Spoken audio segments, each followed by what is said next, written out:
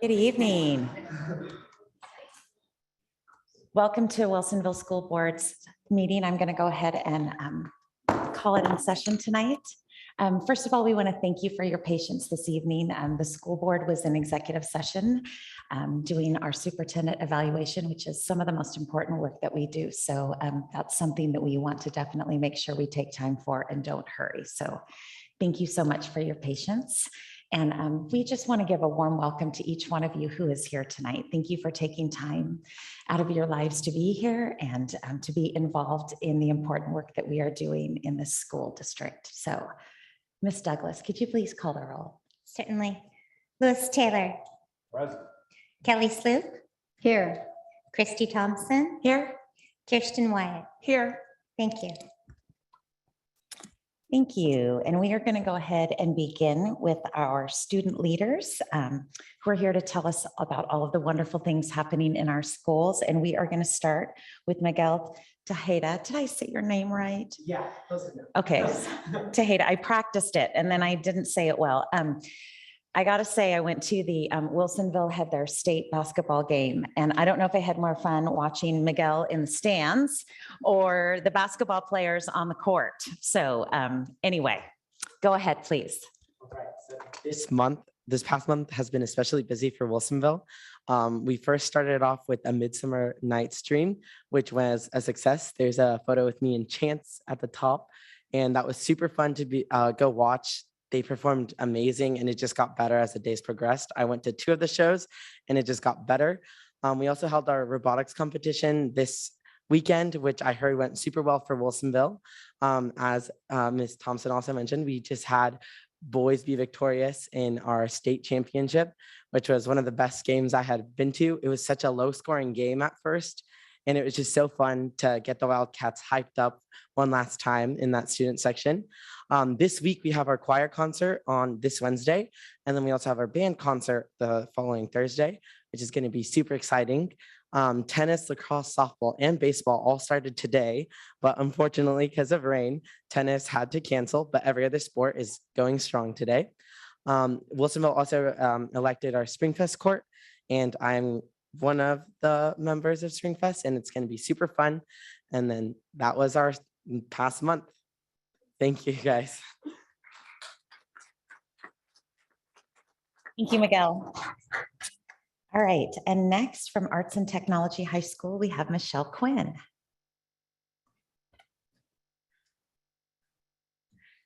Good evening. So last month I reported that Art Tech was going to take a trip to the Oregon Zoo, and I'm glad to say we were able to do it. Although we chose the one day a year it snowed. So it was very cold, but we did manage to stay warm. Thankfully, most of the animals were out, so we did get to see quite a few. We all had a very fun time. Some of us, if you look at one of the photos, bought a whole bunch of stuffed animals. So I got one. I haven't named him yet. Any suggestions would be much appreciated. I'm also pleased to announce that our graduation details are finally underway. Students and staff are working together to plan our graduation, which is supposed to take place June 8th in the Wilsonville High School Theater. Cap and gown orders have officially been submitted as of March 1st, and there will be a Zoom meeting on March 16th from 6 to 6:30 for parents to attend to be updated on all the graduation details and also have a chance to ask any questions they may have about the event. We're also working on figuring out a date to take our senior class photos, which are the official photos that will be used at graduation. And since this is the last graduation at Art Tech, we are determined to make this one the best one yet. Art Tech students are also planning a small get together at Bullwinkle's for right after graduation. We all think it'll be a great opportunity to spend time together and make memories one last time before we all go our separate ways. Thank you.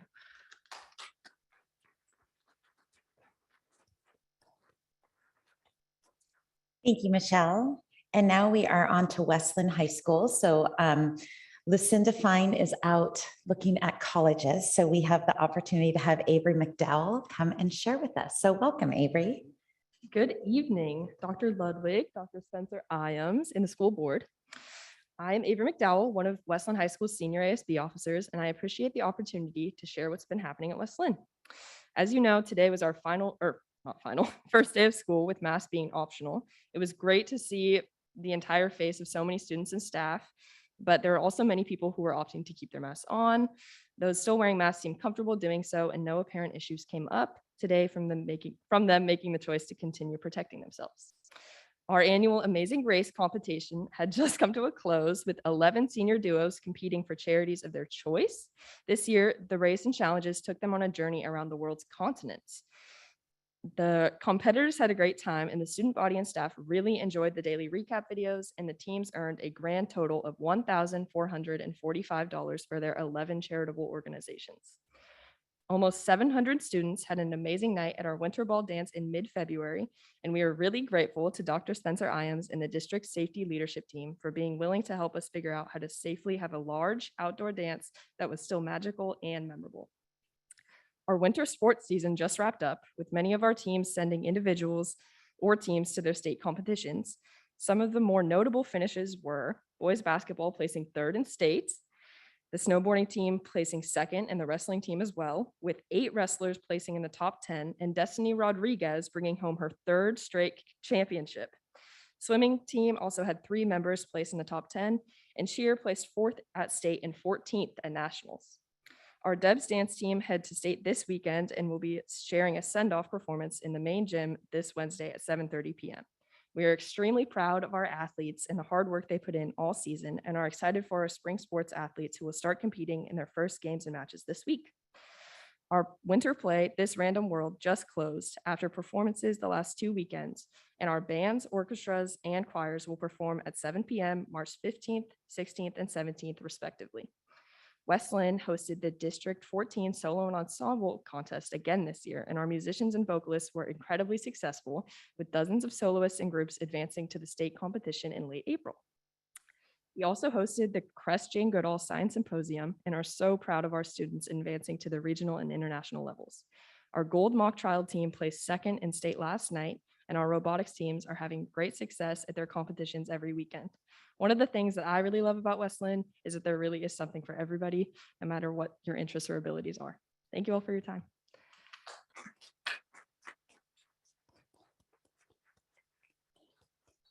Thank you, Avery. And you're always welcome to come to the meeting, even if you're not the one presenting. So just know that. And I wanted to quickly just, Chair King asked me to let you all know that she's unable to be here this evening because she is with her mother who had a major surgery today in the hospital. And I have her permission to share that, and she wanted me to share that, but I wanted to make sure you knew why you were stuck with the B team. So that's where she is, and we're glad that she was able to be there with her mom. So. Could I just thank our students again? Yes. Because this really, thank you. I know it's no small matter to be here in the evening, whether you're coming late from tennis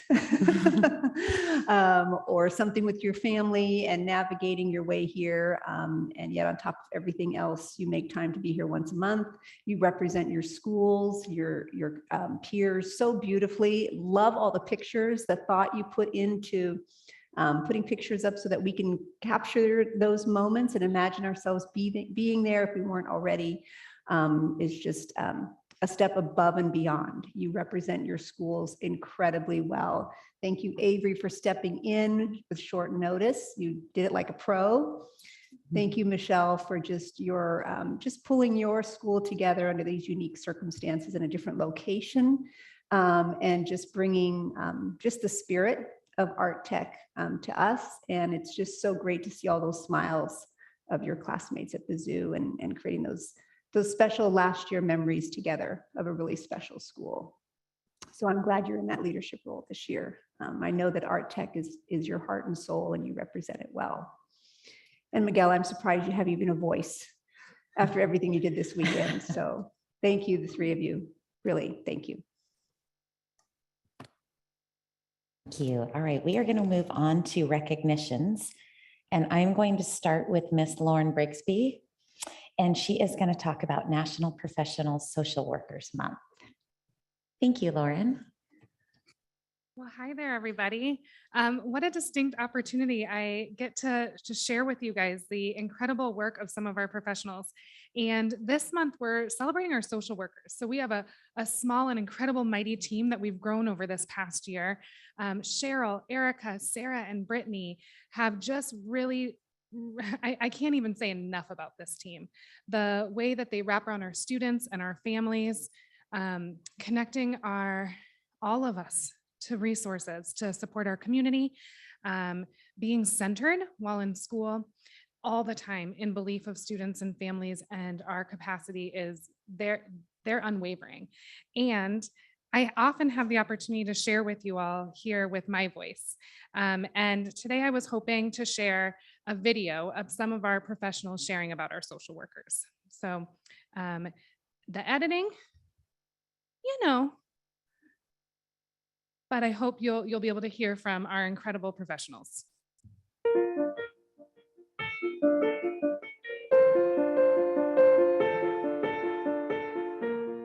We are so thankful for our district social workers for so many reasons. They're always here to meet our families where they're at in a non-judgmental way.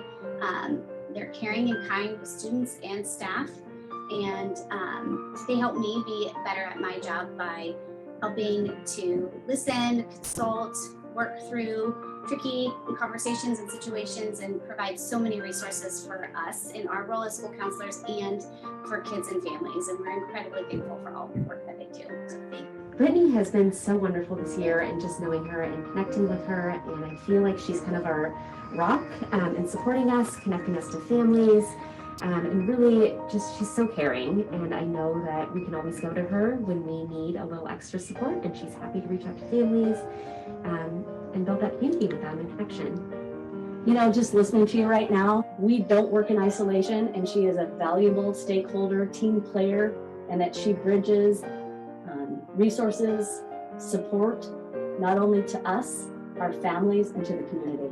And I think that's a prime example. If you go into the social work office at Wilsonville High School, you'll meet Erica. And if you look at her board, it says every interaction is an opportunity. And the great thing about our social workers is that they see that every interaction that our kids have is an opportunity for learning.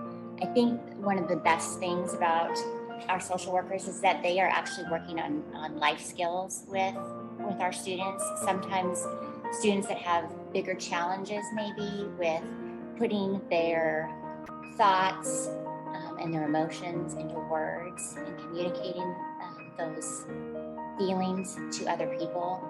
They actually sit down and do table work and group work with them and help them get those feelings out and work on expression, which is just an amazing skill that will carry them throughout life. So we're so grateful for our social workers and all the good work that they're doing. And a huge shout out to our own Wilsonville High School social worker, Erica. As I said, are kind of my rock when I'm not sure where to go. I call you up and I know that you will be a listening ear, a critical listening ear to kind of reground my and the team's work with what's best for the student, not just in this little narrow band of education, but their whole life and the trajectory of their life. And I so appreciate that. I have had the absolute pleasure of working with Sarah Hyatt, and one of my favorite things about Sarah is how student-centered she is and how she has such a deep love and passion for wrapping her arms not just around the team that works with the students, but also the students and their families, connecting us and creating just a culture of community and care so that everybody's needs are getting met. She comes with such a strong wealth of knowledge about the systems that the world has to support our families and our students, and has really amazing ideas when she collaborates with the teaching staff and the IC staff. Happy to. Cheryl Wilson. So let me start with this. She is a wonderful human being and friend. I can't begin to tell you how important she has been as an addition to our team this year. She's been a fantastic leader. She's taken on roles with our Sources of Strength program that have been integral to making it work this year. She's also a great team member. She is constantly wanting to be part of solutions to help us put together plans, programs, and supports that not only support kids, but also support our teachers and our admin and our counselors in a very team-focused way. I'd also say that she is an incredible advocate for kids, an advocate for all of our kids. She is constantly asking us and challenging us to look through the lens of what's best for all of our kids, not just the ones who have family and friends that are communicating for them, but our kids that are in the numbers, like that we're having to look to data to find, the ones that don't stand up and identify themselves as saying, hey, I need some help. She's constantly challenging us to reach out to those kids. And I just could not imagine our community without her. She's such a blessing to this work and to the West Linn-Wilsonville community. And I wish we had a million Sarahs, but I'll take this one because she's just a gift. So thank you, and we love you. Can't imagine doing it without you, so thank you.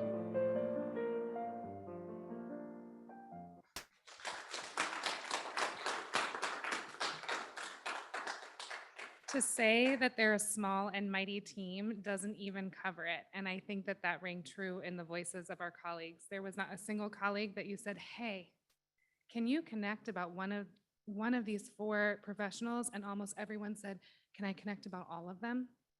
And it just shows how deep the work that they do goes to wrapping around our community. I heard the themes of being a rock, a partner, integral to the work that we're doing. And it was an incredible opportunity just to be able to hear our colleagues share about the work of our social workers. So thank you for taking the time to watch a video and to celebrate that incredible team of Cheryl Wilson, Erica Abke, Sarah Hyatt, and Brittany Buchholz. Thank you.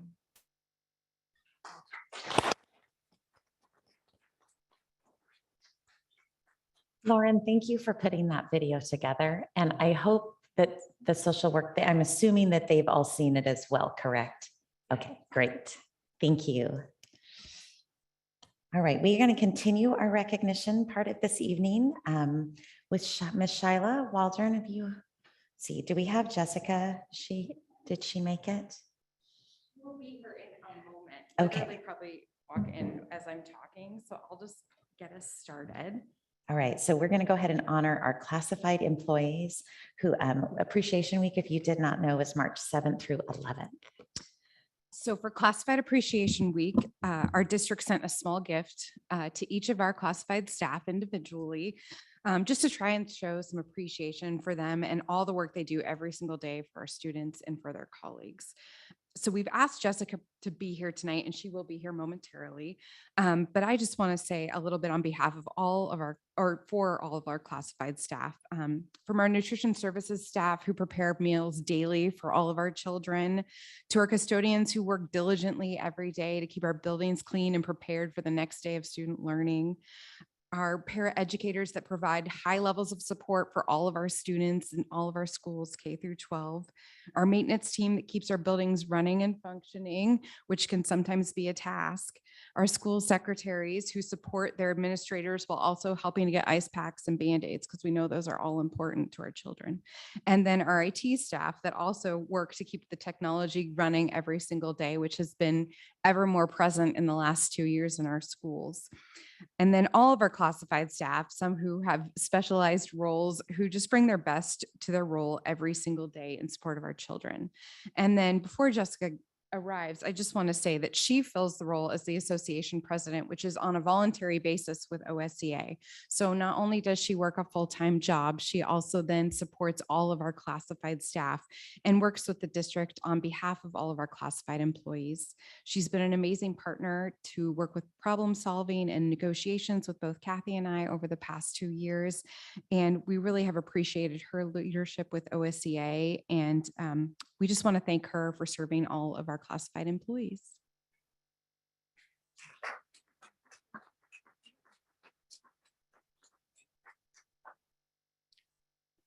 The video She'll have later. to watch the video. Okay. Thank you.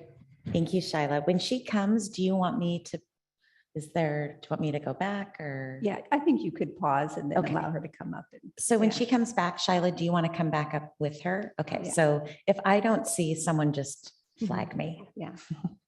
But I Thank make you. just one more comment too also, Yes. Vice Chair Thompson. I just want to also make a comment about our social workers. You know, when I think about 5-6 years ago, we had one in the district. And Cheryl was assigned actually to one school. She served multiple roles and wasn't exclusively a social worker. And increasingly, we've just learned that there is a distinction between the role that a counselor has, that a teacher fills, and that a social worker fills, and that all three together really become then that kind of wraparound support, guiding a student, a family around what options there are and resources and support. So the fact that we now have grown from 1 to 4 is just an indication of the support of this board in recognizing the need for those roles in our schools, finding great social workers out in the field that have really complemented the work of our counselors and supported our administrators. And we're really seeing the benefit tenfold.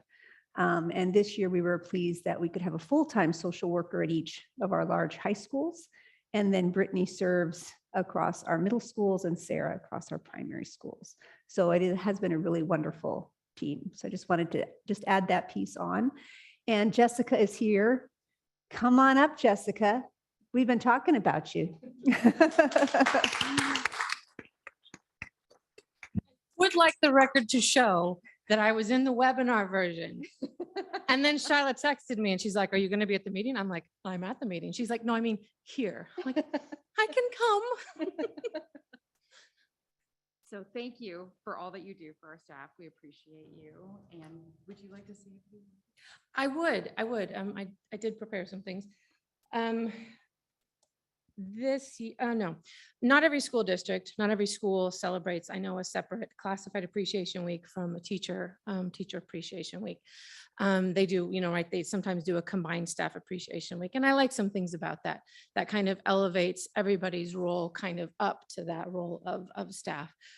But one of the things I really appreciate about a separate classified week from a separate teacher week is that a lot of the classified work that we do is invisible until something goes wrong, and then it's front and center, but generally it's invisible. And when you have that separate week, it's an opportunity to really highlight a lot of the things that Shyla listed. The plumbing, when the plumbing doesn't work, it's a problem. When the air conditioning isn't working, when there's a fire and we can close the windows automatically, all of that stuff, it's invisible most of the time. And I love this opportunity to spotlight. Every classified employee has had an opportunity to work under a supervisor or administrator who doesn't seem to see that invisible work or to value that invisible work. And even though we know how integral we are to the infrastructure and to the everyday operations, that can be a hit. And not every teacher, not every classified staff member seems to recognize that invisible work from day to day, and we can take a hit. And so I really appreciate, and I am very thankful that you as a school board take this week and you spotlight us, and you spotlight that invisible work because it matters. That recognition, just saying thank you and really meaning it, that matters. And so thank you.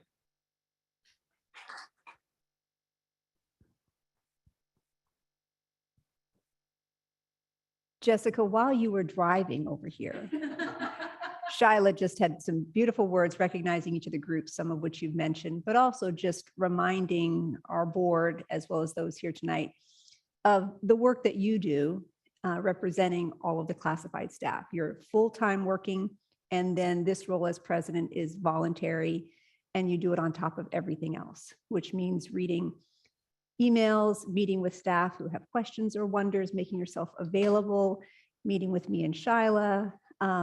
When we go into negotiations, there's a lot of hours with that. And you've just given so selflessly of your time because you're so committed to the work of your colleagues, and you're committed to their well-being in our district, not just your own well-being, but everyone in the district. And I just appreciate that selflessness, that spirit of collectivity that you have, and just how you make yourself so available to your members. So you're just a great example of leadership in the district, and thank you so much. Thank you. We should give you more than chocolate bars, but maybe that's a good start. I appreciate them too.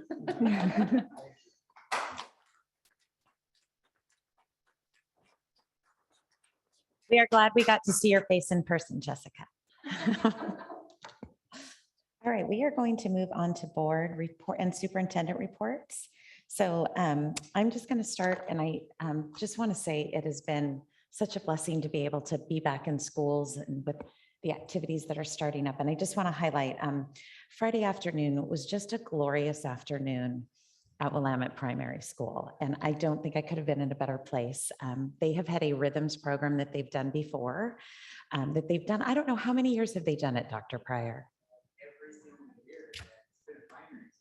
Okay, so it's been an ongoing. Was this the first time they ever did it outside?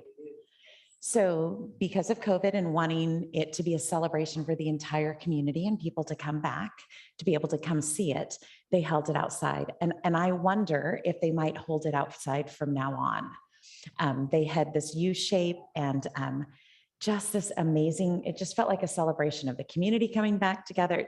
It didn't hurt that the sun was shining gloriously. The music, the dancing, and I just want to give props to Tony Zadin. Did I say his name right? Choreographing, getting preschoolers, kindergartners, first graders, second, third, fourth, fifth, choreographing them and getting them to do the moves together to these songs. That's a feat. And that's a special talent. So, and just the songs, everything about it was amazing. So anyway, I just wanted to highlight that. What a great afternoon. And if you've never seen the rhythms program, you're going to have to wait a year. But I would tell you, as soon as you hear about it, get it on your calendar and get there next year. So that is my report. Does anybody else have a report? No? All right, well, then we will move into the superintendent report. Dr. Ludwig. Thank you. I think it's going to come up on the screen here. And I think most of what I'm going to say has already been said, either by our high school students or by yourself, Vice Chair Thompson. So we'll go to the next slide. It has been a really busy last few weeks since we met as a board. A lot of activities, especially at our high schools, whether they were athletics or dance competitions. I also wanted to point out that we had our basketball unified sports tournament, and very well attended. And this is where students at both of our high schools and students with disability, without disability, co-ed, they create teams and play against each other and with other districts. And so it becomes its own unique tournament and really embodies what we mean by inclusivity and collaborative spirit and a whole lot of fun. So that was also a highlight as they rounded off that season of basketball. And then as Miguel mentioned, and as Avery mentioned, we had our theater productions, which were very well attended and so well performed by our students. And the next slide. We also heard about the science fairs. I want to make sure that you know that we had two. We had both a high school level and middle school level, and it was great to see students back into those competitions, putting themselves forward with a lot of research and inquiry. Again, this is on top of their regular coursework that they're finding time to do these inquiries. We had over 160 students at the high school level, many who went on to regional and will represent our school district at nationals. And then we were also able to bring back the middle school science fair. It was a little smaller than normal, but I think just given where we are coming back in-person schooling, we wanted to make sure we held it and that we could continue in that tradition. And so we had a great number of students attending, and we know that it'll continue to grow again. The next slide, Miguel mentioned the robotics tournament. Again, thank you to Wilsonville High School for hosting. You have in front of you, I just brought back for each of you this little trifold that if you open it up, you can see kind of what the pit looked like where the robots compete. If you haven't been to robotics tournament, like the Willamette string rhythms, you need to put it on your calendar. It is impressive to see these robots compete, but also work collaboratively together in robotic teams, all directed by their students. Wilsonville was in this tournament. West Linn, they made the tournaments a little smaller this year with COVID. They weren't sure, they didn't want to have as many spectators, so they broke up some of the schools into a few more tournaments. And West Linn was in the Oregon City tournament, but they'll both be back together in Salem at the tournament down there. But this was special because it was again hosted at Wilsonville, and amazing to see the gymnasium transformed into this tournament pit. And then just watching the students compete. I wanted to show you a video of that as well, but I chose not to. It's just really amazing. So thank you again, and also to all the staff. I know, Pat, a lot of your team worked that day to help it get set up and to make sure that happens. So next slide. Just to let you know, we do have some events coming up that you'll want to either put in your calendar or that you'll hear me talk about a little bit more. You have, first of all, in front of you also this timeline chart that just shows one of our renewal processes that is in place for our health and sexuality education renewal process, and that we need to renew our comprehensive sexuality education plan. This was a legislative component that every 2 years this plan needs to be updated. So we're coming back to it this year to update that plan. We do have staff and parents involved at the task force level. So there is a representative group that is working on this renewal process, and they have already begun to meet. I want to thank Dr. Soyson and Dr. Spencer Imes, who work with this task force group of parents and teachers on the renewal. There will be a community meeting in the middle of April, and this will be an opportunity to share the draft of the plan and show materials and get feedback. Then the task force will meet again to respond to what they heard at the community meeting. And there'll be a presentation then to you as a board in May for you to approve of that education plan. Also, just to let you know, amidst everything else, we continue to stay committed to safety for safe and welcoming schools. And many of you know that we meet quarterly with our joint Linn-Wilsonville Partners Safety Meeting with our local first responders and other safety partners. We have our next meeting the end of March. But what I want you to know is we've also planned for, this is the first time we've ever done this as a school district, a reunification simulation. So if there was a school that had to evacuate their site and move everybody to a secure location for students to be reunited with their parents at another location, that's quite an endeavor to plan for that and to organize for that. And we've been preparing for that type of event for several years. We've walked through it. We've done the theory behind it. We've made maps. We've secured our site locations, but we've never actually run through a practice before, and we're going to be doing that this month. And so that's coming up. We're going to go to our site location, walk through it. We have asked some people to observe from the Clackamas ESD Safety Department to give us feedback on how that went so that we can make any improvements. This is one of those things where you want to be prepared for something you hope you never need, and but at least to be prepared. So we have that planned, and we'll give you some feedback on how that went afterwards. And then to put in your calendars, on April 30th, that's actually a Saturday, we are having the 20th anniversary of Crest celebration on site at Crest. It'll be kind of like an open house. Come anytime during that timeline. We'll send out flyers with the date and the times.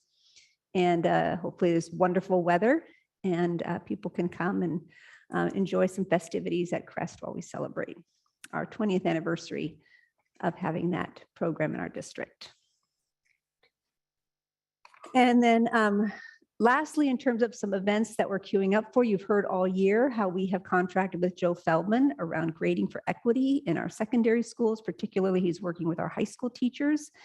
In that contract, we've asked him to do a session for parents around what is equitable grading and the work that our teachers are doing. And so we do want to highlight that that is coming up tomorrow evening. We've been sending out messages in our secondary listservs, high school, middle school. We sent another one today. It is both in person or Zoom, whatever is convenient for families. In person will be in this room. Jennifer's nodding. Zoom, of course, is just click on the link and you can enjoy hearing Joe, and as well as some teachers sharing how they've seen a change in their practices and their grading practices by being part of these work sessions. That going to be recorded so that if parents aren't able to attend or watch it live, they can go back and see it? So unfortunately, we cannot record it, and that is based on Mr. Feldman and his licensing. So it's not something that we can record. Next slide. I just thought I'd give you a few legislative highlights. Of course, as a school board, you're tasked with not only following the work of the district, but seeing what's going on in terms of the legislative landscape. This is just a list of some of the major investments that the legislative session did approve of in their short session this year. So they got a lot accomplished, and you can see quite a bit of funding that has been designated to various projects around Oregon. I've circled that second bullet because that has to do with our schools. And I'll talk a little bit about that $300 million that's been earmarked for those three areas. I won't touch on the wildfire impact because that actually didn't impact our district. We don't qualify for that grant, but the other two up there, summer learning and K-12 workforce, I thought I'd give you a little bit of information about that, those two. So next slide. In that allotment around workforce budget, you can see $100 million is set aside for that. The large majority, 78.1, goes to school districts in the form of grants. These are not competitive grants, so we each qualify as long as we fill out an application. We don't know yet some of the criteria for the grant in terms of the funding methodology or some of the constraints or qualifiers. Those details will be coming. But the idea is for these funds to be designated for recruitment, retainment of personnel, and those kinds of staffing needs that we've all experienced because of some of the shortfalls that have occurred COVID related. You can see also some money then designated for additional costs that districts have experienced around training for substitute teachers and supplemental staff that we've needed in the last few years. And then some money set aside for ODE and TSPC, which is our licensing commission, as they continue to develop educators in the workforce. So putting some more money towards that. The next slide. And then also in that 300 million, 150 million is designated for this summer for summer learning. So if you remember last summer, we also got a grant.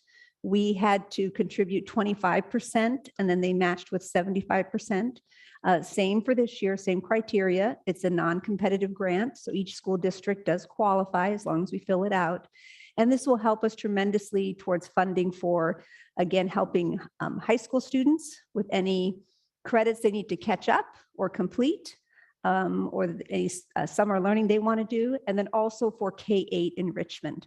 So we think about students who may feel like they need to do some more schooling in the summer or have opportunity or access to learning, we can continue to we'll get reimbursed for those costs. We've always offered those summer learning opportunities, but now we're getting some grant funding, which will help with the cost of that and allow us to broaden it, expand it, because we'll have some more funds towards that.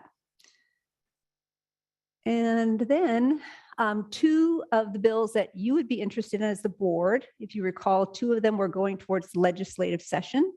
One was on what was called the Leadership Stabilization Bill. As you know, there's been some instability around some superintendents who were removed from their positions for not following, for following some state and federal mandates, particular to COVID-related ones. And what this bill that did pass ensures is that superintendents who follow federal, state, and local laws and rules and regulations cannot be fired for no cause. So that was a bill that did go forward. You can see some sponsors of that were OSBA, COSA, OEA. There were a number of educational organizations that did sponsor that bill. That one did pass. The next bill, next slide, that also went before the legislative session dealing with school boards did not advance. So it did not have an opportunity to be voted on. It did not move forward, was around requiring professional learning and training for school board members. Right now, most of you, many of you have done that on your own. You've sought out those opportunities. You've wanted to learn more. There was a proposal that it be mandatory and required, because in some instances around the state, there have been some school boards that have come right into the role and not had any training, and it's been challenging leadership work for districts. But that bill did not advance. So I just thought I'd highlight those two since they do pertain to school boards. And I know a number of you have been tracking those and may have been curious about the outcomes of those two bills. And that is it for my update. Dr. Ludwig? Yeah. All right, we are going to move on to the consent agenda. Do I have a motion to pass, a motion for the consent agenda?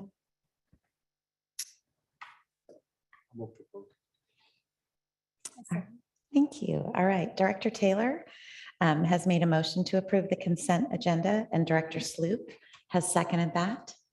Ms. Douglas, can you please call for the vote? Lewis Taylor. Aye. Kelly Sloop. Aye. Christy Thompson. Aye. Kirsten Wyatt. Aye. Thank you. Thank you. All right, it is the time during our meeting when we take communications and comments from the audience. And since, like I said, you're stuck with the B team tonight, I'm going to go ahead and read through these public comment or read through kind of our guidelines for our public comments, just so everyone is aware of what they are. So to foster a climate that encourages and values public input, the following items are shared. First of all, thank you for taking the time out of your day to share with us your voice and take part in informing the school board of your opinions, thoughts, or recommendations regarding district action. Your involvement is valued and appreciated. If you wish to make a public comment, please sign up, which most of you have already done on the public comment sign-in sheet. The public comment is a time the board uses to collect information rather than engage in dialogue. The board encourages speakers not to mistake the board's silence for a lack of interest or care. We are listening carefully and probably taking notes. If you are asking the district or board to respond or provide information, please provide your contact information with the district board secretary so that the appropriate person may follow up with you. The public comment time is not a forum for singling out individual district employees or students for complaints. If you have a complaint about an individual student or district employee, please do not mention them by name or provide information that would allow for them to be identified. Please use the district complaint process accessible on our website to help resolve individual situations of concern. The public comment time is for addressing the board and not an audience. All comments will be given their due respect by the board. Similarly, we ask that members in the audience be respectful of all speakers and refrain from giving cheers, claps, or negative noises such as booing when a member of our public is speaking or has concluded speaking. Please keep your comments to 3 minutes. If 3 minutes is not enough time, you are welcome to reach out to the district office or board at a later time or submit materials to the board or district. The board may set aside a maximum of 45 minutes. I don't think we're going to have a problem with that tonight. So we are going to go ahead and get started. So Tony Meacham, and please let me know if I mispronounced your name. You got it right. All right, Tony Meacham from Wilsonville. By now, most of you know who I am. I'm one of the several parents that served you a letter of intent and claim against you regarding unlawful and unconstitutional mask mandates. Please know that doing any of that is not something that I particularly enjoy or wanted to do. In fact, overall, and please hear this when I say that for the most part, this board, in my opinion, has done a better job than other districts. Keeping out things like political junk of critical race theory and things like that. So on that note, thank you, all of you. However, we the people are called to hold our public servants accountable when they step outside the bounds of the Constitution, and enforcing mask mandates is one of those. Each of you took an oath of office to uphold the Constitution, Our Constitution was founded on godly principles, moral principles, ethical principles. If you haven't seen it, see Public Law 97-280. I strongly recommend you read that. Your oath should not be taken lightly and should take precedence over any mandate or directive that comes from any entity or state agency. On Wednesday of last week, Andrew Kilstrom sent out an email on behalf of the district safety leadership team on which he stated that volunteers must show proof of vaccination in order to volunteer in West Linn-Wilsonville schools. This is discrimination based on medical status against the unvaccinated volunteers. I find it completely ironic that the same email, Andrew says that visitors coming to the school for one-time events or activities are not required to show vaccination. In addition, yesterday, Andrew sent out an email stating respecting, and I quote, respecting each person's individual decision for their own health, well-being, and comfort is important and expected. Any concerns of bullying will not be tolerated. Let's bring our best selves into our community, school community, end quote. We cannot bring our best selves into our community and respect each person's individual choice for their own health while you are discriminating the very parents in this district that want to come alongside and support our kids in the classroom. Therefore, I request this board remove this requirement on volunteers within the next 3 business days. And I finish with this. We hold these truths self-evident, that all men are created equal, that they are endowed by their creator with certain unalienable rights, that among these are life, liberty, and pursuit of happiness, that to secure these rights, governments are instituted among men, deriving their just powers from the consent of the governed, that whenever any form of government becomes destructive of these ends, it is the right of the people to alter or abolish it and to institute a new government, laying its foundation on such principles and organizing its powers in such form. And as to them shall seem most likely to affect their safety and happiness. And this is an excerpt from our Declaration of Independence. Thank you. Thank you.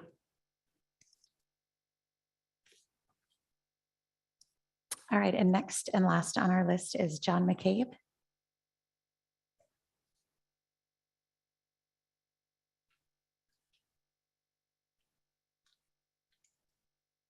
Do I give these to the board? I mean, there's, okay.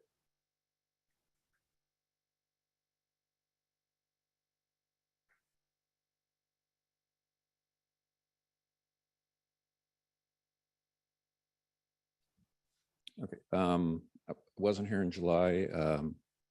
Since I am retired, I've spent 2.5 months over in Europe, so I'm back to the United States again.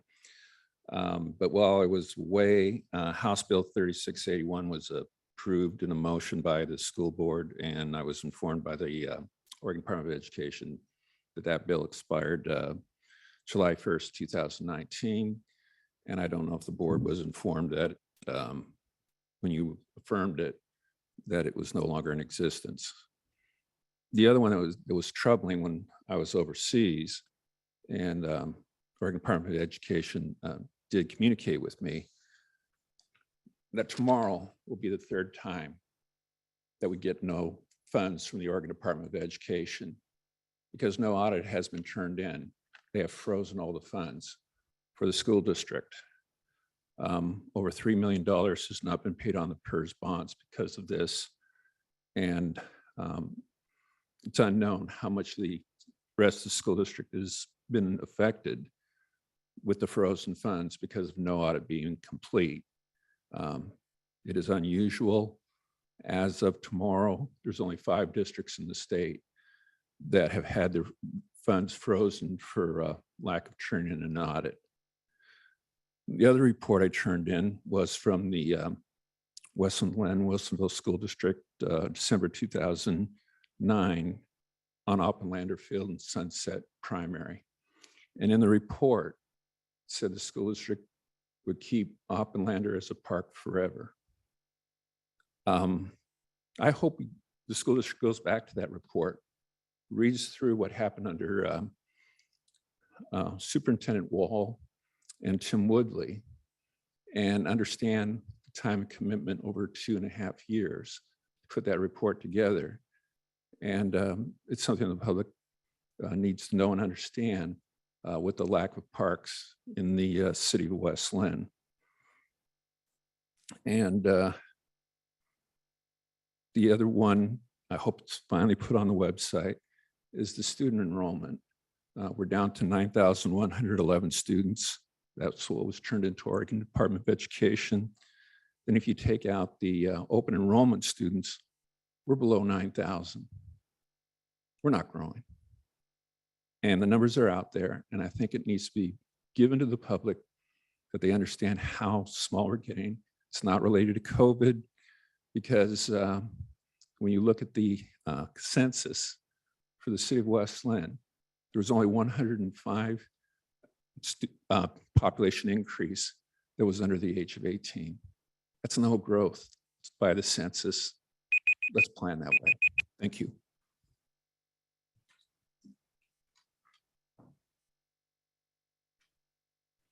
Is there anyone else that wanted to speak that didn't have the opportunity to sign up?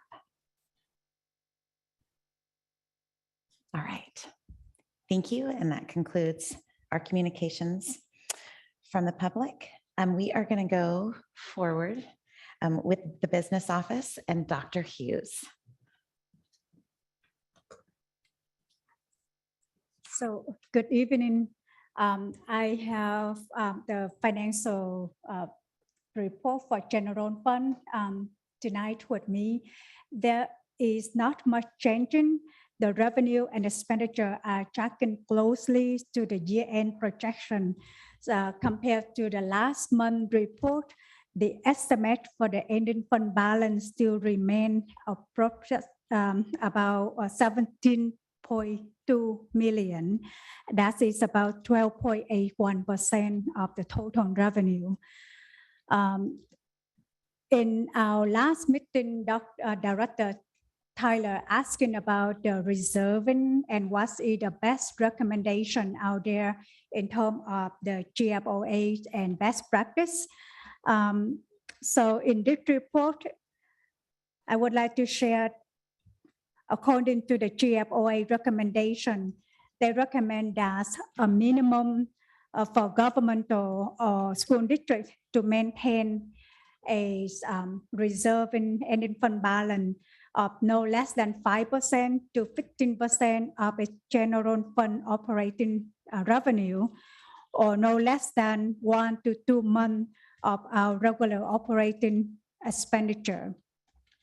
So 1 month of our general fund revenues is about 9.5 million, and 1 month of our general fund operating expenditure is about 9.6 million. So beside the financial update on the general fund for the budget document for fiscal year 22-23, I have meetings scheduled throughout building principal and department director throughout the month of February until almost mid-March. So I'm done with meeting with the department and school on a budget. I also schedule a budget orientation with the budget committee on March 17. I will have it on Zoom, but for those who are not available during that time and date, I will make myself available whichever day and time that work for you. So last but not least, we received the email from the GFOA letting us know that once again, our school district received the Distinguished Certificate of Achievement for our financial report in fiscal year 20.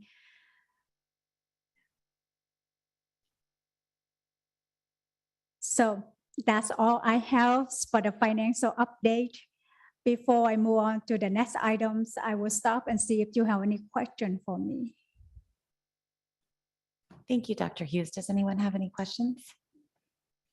Can I just comment and say one thing I really appreciate that you bring to this whole budgeting is, and I don't know if maybe your predecessor did it as well, but I love that you get together and you take time to meet with all the principals and the department chairs and to discuss and walk them through the budget. So they, to look at last year, to look forward to this year, and to really be helpful and do it in a collaborative way versus them just kind of doing it on their own. So I just really appreciate, because I know that takes a lot of time to meet with 16, 17 different principals in addition to all of the department staff. So I don't know if our public is aware, and I don't know if that is a normal practice or not, but I am glad that I'm part of a district where that is a part of our normal practice. So I just wanted to highlight that and thank you. And then just say congratulations on the Certificate of Achievement for Excellence in Financial Reporting. So thank you. Thank you so much. And that means a lot to me, because when I met with school principal and department director, I mentioned that, we want to build a budget that work for you, that work for your school, that work for your department. We don't want to give you the budget and then you have to work around the budget. So with setting up the meeting with school principal and department director, it's very much time consuming, but it's very rewarding. It not only helped me understand more on how the school operating, running the school, but also for the principal to understand what is the financial trend and economic and the faction that the district facing in order to help them build a budget and to make the budget more meaningful for their school. So yeah, thanks. And thank you, our principal. But I'd like to make a comment, only because it was noted in public comment about our audit. And I just wanted to remind the board that we heard as a group back in December that our auditing firm was doing their best. They have some challenges, and we all know there's staffing challenges across the state and nation, and that they let us know in December that they projected around March that they would be aiming to get ours done and doing the best they could. And we've given them that time, and we've been patient and available to continue to reach out and support. There are other auditing agencies that have also reached out and said they'd be able to help any firm that needs to complete their work this year. And so I just want you to know our staff is aware and they're responsive and providing everything that we need. And it'll either get completed this month or early next month. So we're on it, and it is unusual, but I think we're also in unusual times with staffing shortages, and auditing firms are no different than school districts or other organizations that are struggling to staff at this time as well. But we appreciate the good work they're doing, and we have every confidence that they'll complete their report for us. Thank you for that reminder. Thank you. Dr. Hughes? Yes. So the next items I have is resolution 2021-11. So this resolution is staff performance and retention compensation. So since Vice Chair Thompson brought it up in our last meeting about how we recognize the hard work of our staff and how can we retain staff with our district, I wonder if you would like to share a little bit about your thought. Yes, thank you. So for those of you who may not have been listening to our last meeting or been here present, at our last meeting, the board collectively read a letter of appreciation for our staff. And really, we want to make sure that all of our staff members, again, from custodian to principals, to nutrition staff, to our administration staff. I'm going to forget someone, so I shouldn't ever start listing out. So if I did not list you, you're included in all of that. But every single staff member knows that we as a board see you. And we know that these last 2 years have been hard and difficult on every person. And not just our staff members, but also on our parents and our students as well. So our letter of appreciation started as a way just to say, gosh, we want you to know that we do appreciate you. And then the letter seems, yes, we can write these great words, but we felt like we wanted to go a bit further than that. And so we also approached Dr. Ludwig and Dr. Hughes and said, is there, and we had seen the budget as we get to see, Dr. Hughes is always so great about making sure that we know where exactly we are with our budget. And we knew that there was some extra room in that ending funding balance. And so then took it into discussions about how might we monetarily make a gesture toward our staff members. And so the staff performance and retention compensation is how we are going about that as a board. So Dr. Hughes, I will give it back to you. Yes, thank you. So resolution 2021-11 staff performance and retention compensation in recognition of the ongoing pandemic responsibility and challenges, the West Linn-Wilsonville School District will award 1,000 for each qualified district who remain employed with the district through June 21st, 2022. For the purpose of this resolution, qualified district employees mean any district employees whose position is covered by one of the district collective bargaining agreement or who has an individual employment contract with the districts, except for the superintendent. Any qualified district employee who resign or otherwise leave the employment with the district on or before June 21st is not eligible to receive a retention incentive. So this is a one-time payment, and the district consulted with our legal counsel, and we believe that this payment is compliant with our Oregon and federal law. So with that, I'm looking for the board to pass the resolution 2021-11. Thank you. Do we have a motion? Were you going to say something? I was Dr. wondering if one of the board members might like to read the resolution that you're going to maybe make a motion about. Sure. I think there's some language in there that I think would be Great. worth having in recorded. Okay. Thank you, Director Taylor. Yeah, no problem. In recognition of the ongoing pandemic-related responsibilities and challenges, the West Linn-Wilsonville School District will award 1,000 per each qualified district who remains employed with the Director school. Taylor, I'm sorry, I don't mean to interrupt you, but I think she was referring to the resolution on the next page. Oh, I'm sorry. Yes, Did I again, mess that up? Yes. No, I can read that the one, whole the thing if we need to. Okay. Okay, so let me make Thank sure I get you. on the right page then. Page 38. Page 38. Yes. Okay. Thank you. This whole page. Okay, I just want to be sure I'm on. Okay.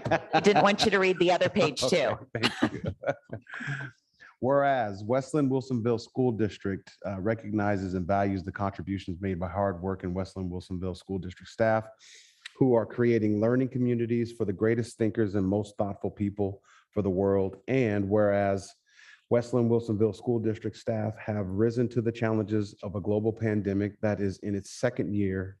And whereas West Linn-Wilsonville School District staff have persevered through pandemic fatigue and serve the wide range of needs of students impacted by effects of the pandemic and impacted education.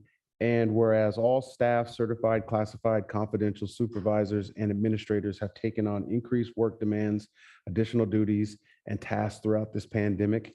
And whereas West Linn-Wilsonville School District appreciates the resilience of staff in staying with us throughout the challenges created by the global pandemic to serve our students. And whereas our community recognizes and supports its teachers and staff in educating and serving the children of our community.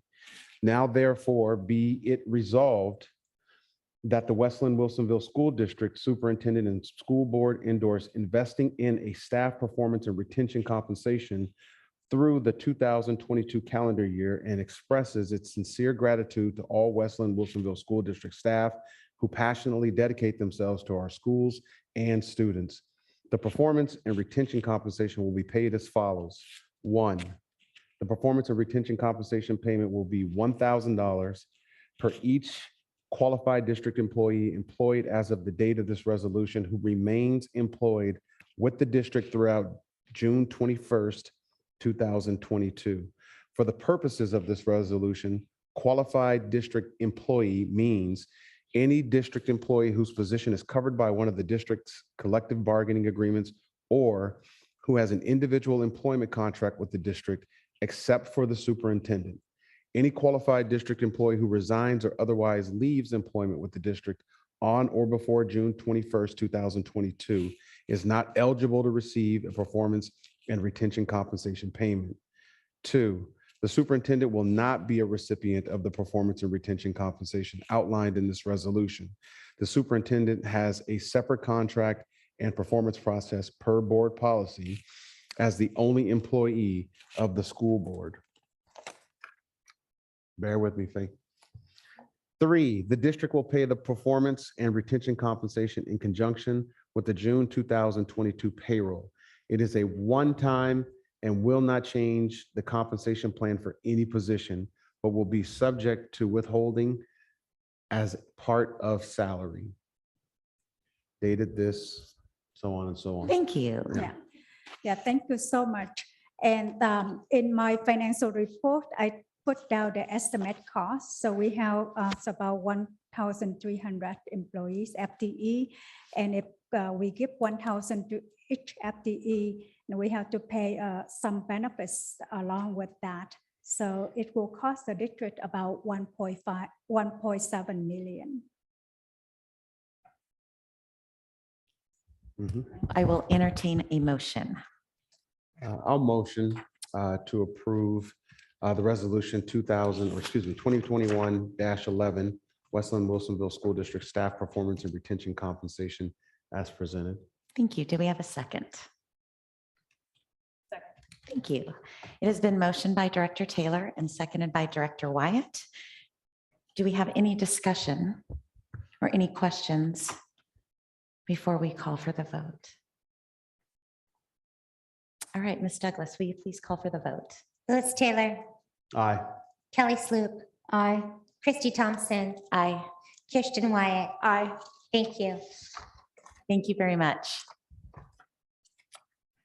Chair Thompson? Yes. Just want to let you know what we plan to do then in terms of communicating this to staff is we will pair the letter that you approved last month. We'll have that on letterhead along with a copy of this resolution. And our communication director, Mr. Killstrom, will send that out tomorrow to all of the staff. So they see your beautiful letter of appreciation and then also the compensation that will accompany that. And that will go out to all staff tomorrow. So thank you very much. Thank you so much. And thank you, Andrew, for doing that for us. All right, we are moving into the board policy portion of the evening. And yes, you're back up. You're back on. I am Thank you, back. Shia. So I just want to start off by saying I apologize. There are a couple typos in my memos. So these two policies, the letters are very close together and I was confused. So I want to just apologize. So the first one we're going to look at is the GBNAB JHFE. It used to just previously be known as JHFE.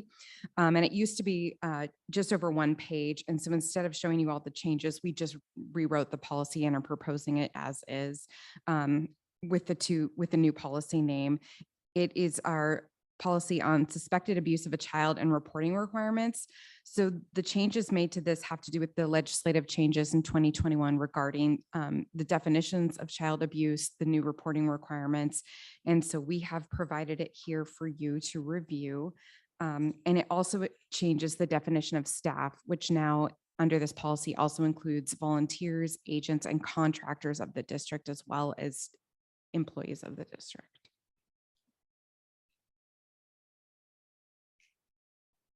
Any questions? All right, I will go ahead and entertain a motion and then we can open up discussion after that. I'll move to approve. Thank you. It's been moved by Director Taylor and seconded by Director Wyatt, and now open for discussion.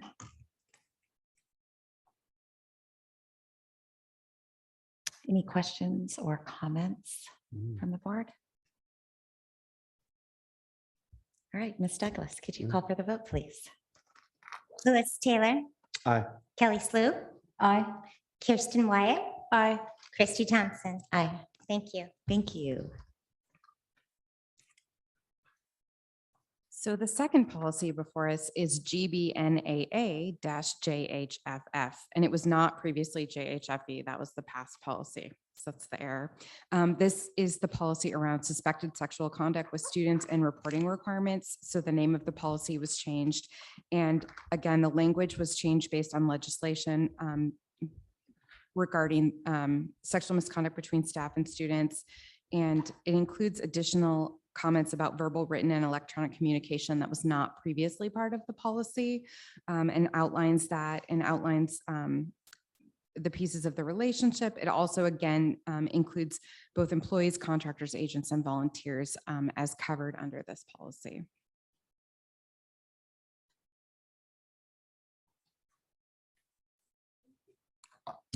Once again, we'll start with our motion and then we can open for discussion.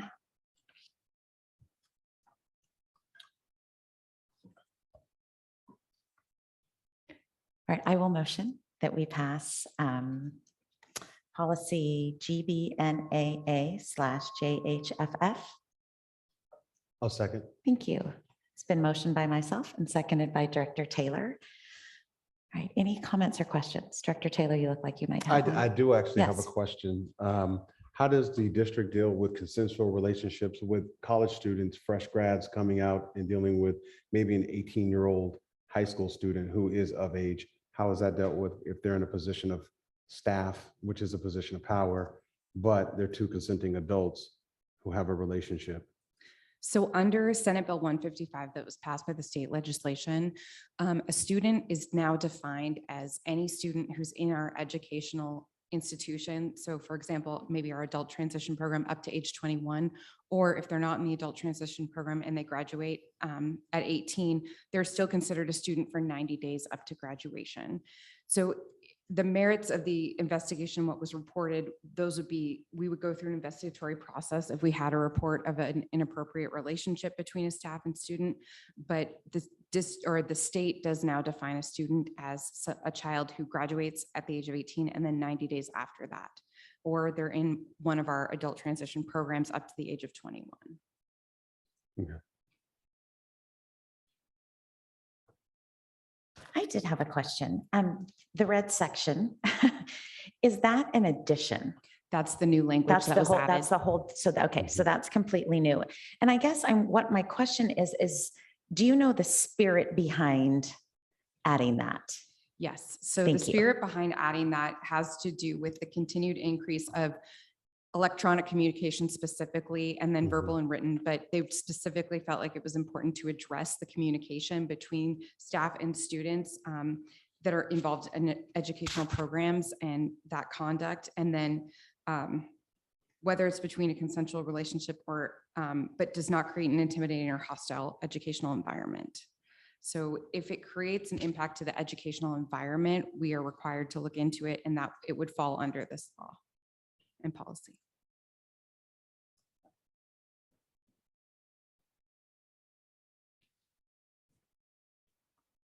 Are there any other questions, comments? I think I would just like to add, just as information to the board regarding both these policies. All staff are required annually to take mandatory trainings on reporting of misconduct, sexual conduct, or reporting around child abuse. And those trainings are also updated so that they're aligned with current law, current requirements as mandatory reporters. So these two policies do speak to trainings that our staff does have to take annually.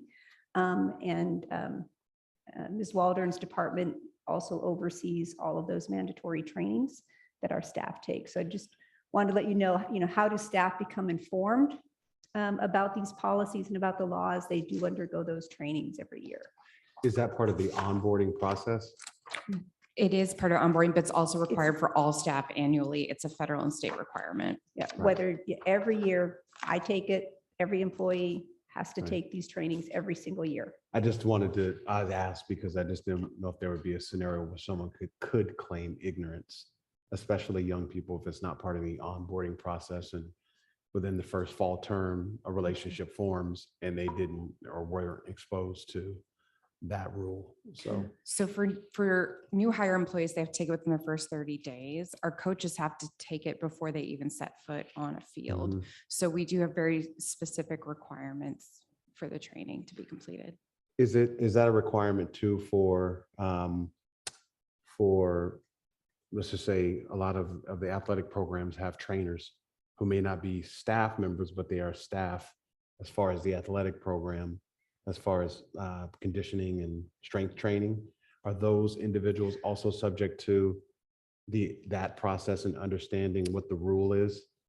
Well, we actually just brought both athletic trainers on as employees, so they will now be doing the training.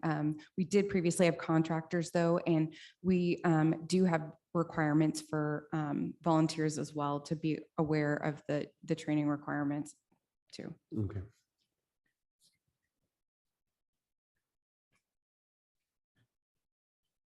Thank you. Does everyone feel like you've had your questions answered? Yep. Great. Ms. Douglas. Louis Taylor, Aye. Kelly Sloop. Aye. Christy Thompson. Aye. Kirsten Wyatt. Aye. Thank you. Thank you. Thank you.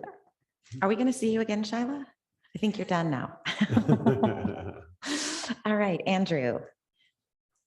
You want to come up and talk about the proposed school year calendar, and are you going to remind people that we've already? Okay, Yes, great. Then I absolutely. won't. So good evening, board. What you have before you is the final 2022-23 calendar. If you recall, in January, you did approve some preliminary dates, including the first day of school, the number of instructional days for each level, the federally recognized holidays, and then the designated winter break and spring break. So this draft that you're looking at tonight is the full complete calendar for the 2022-23 school year. It includes the last days of quarters and semesters for our secondary schools, middle and high school. It includes our staff development days, our non-contract days, our professional growth Wednesdays. And I would note that there are 12 professional growth Wednesdays for our primary schools and 8 for our middle and high schools. And then, of course, the final day of school with those 3 snow days allocated in, knowing the date could change, but June 12th would be the last day of school on these proposed calendars. So that's what you have before you. If you have any questions, please let us know. We're happy to answer them. I had a question about, I guess, graduation day. It switched and there seemed to be some kind of pushback on that a little bit. And so was that graduation date shifted prior to, because of staffing and things like that, and maybe venues not available, but now that we're at a different place with this pandemic, does that mean that the date will remain what it was, or does it go back, or is that already been baked to? I'm just asking because I didn't know. Yeah, so we don't usually put events and activities in the On this, school okay. calendar. Those are up to then schools to use the school calendar to designate when events or activities would be, and graduations would be one of those. So principals are eager to Gotcha. get this calendar so that they can then work with those venues around Sure. setting graduation. But you're right, this year, because we were still coming off of the pandemic, we had to confirm with each of the locations about whether we could still hold this year's graduation in those venues. We anticipate next year that it'll be a little smoother of a prediction about those venue sites. Gotcha. So.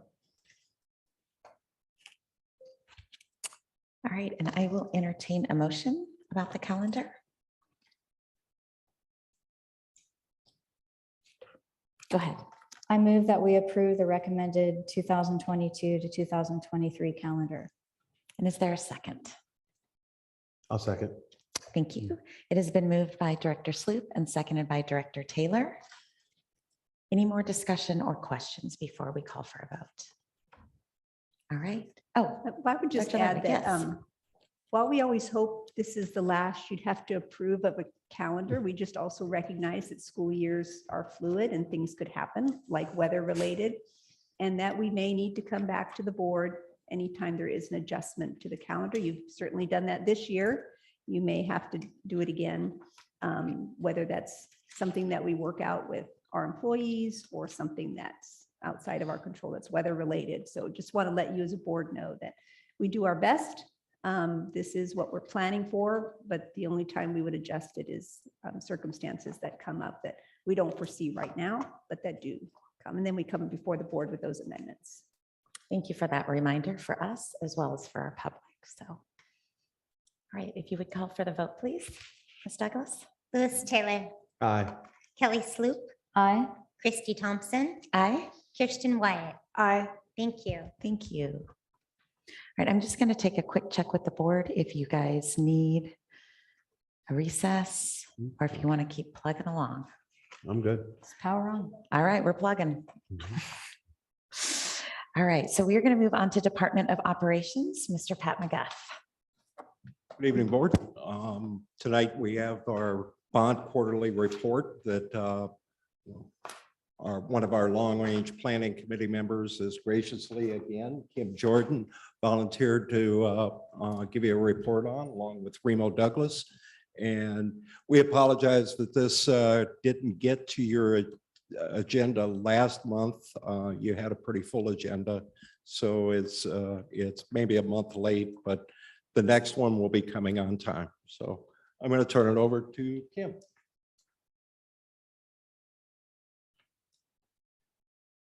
Hello.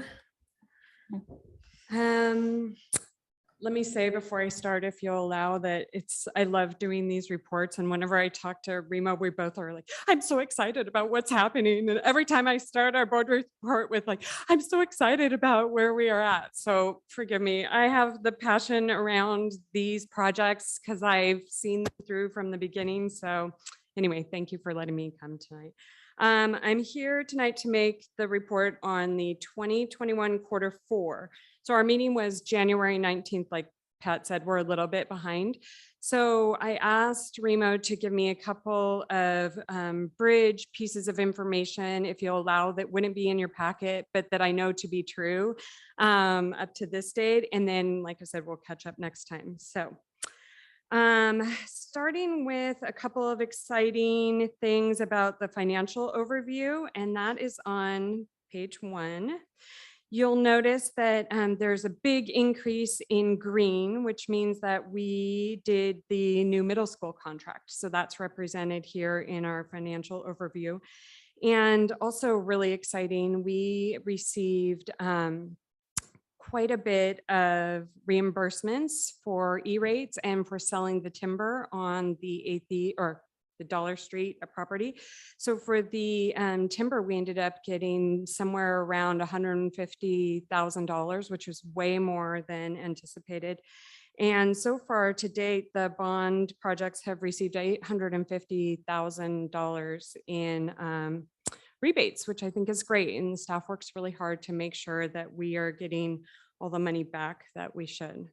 Also, I don't know if you recall, but we did receive the payment on the Awesome Grant. So that is reflected here too. So that's wonderful. 158 million of the current funding has been committed. That represents 70%.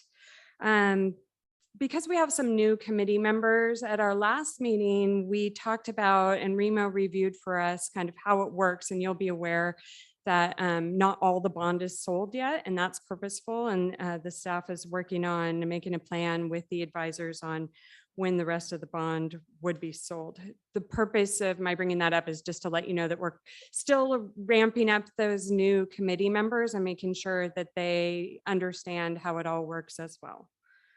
So, okay. And then in general, in terms of the project updates, what I had written originally when I thought I was talking last month was, oh, the weather in December, really got to us. But since then, we've also had Omicron, which just really did not do us any favors in some of our projects.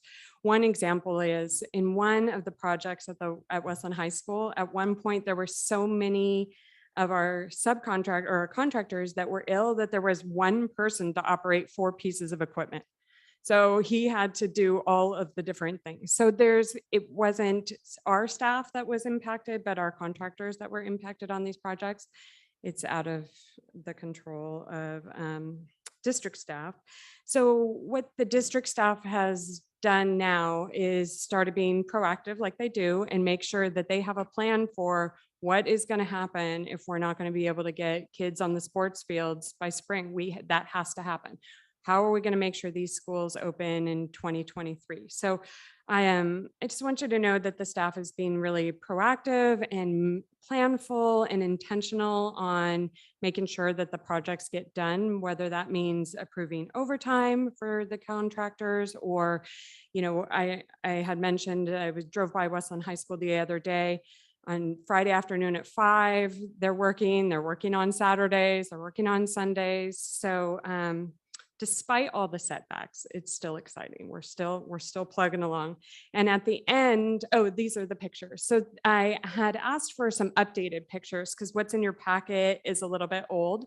So if you look on, this is Wilsonville High School. So page 4 of your packet has the old pictures, and this is the progress that they've made. So this is super exciting. And Kurt, do you have some of the other pictures? So this is another picture of the Wilsonville High School auditorium. I don't know why, but having the walls up just makes such a big difference. It makes it feel like it's happening. It's going.